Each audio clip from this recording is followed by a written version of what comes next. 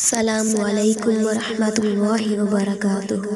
قرآن پاک کی 31 آیتوں کی سورت ہے جس کی رات سونے سے پہلے تلاوت کر لی جائے تو ایسے فضائل ہمارے مقدر میں آ جائیں گے جو کہ شہداء کا مقدر ہے، کیونکہ ہم سب نے سنا ہوا ہے کہ شہداء سیدھے جنت میں جائیں گے اور انہیں جہنم کی آگ چھوئے گی بھی نہیں۔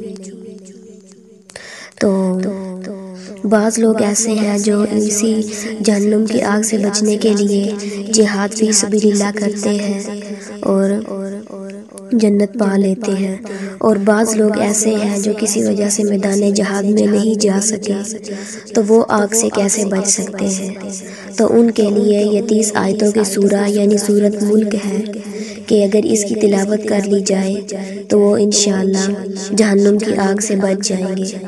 جس طرح مرغی چوزوں کو اپنے آغوش میں لے لیتی ہے، یہ سورت بھی اسی طرح اپنے آغوش میں لے لے گی انشاءاللہ۔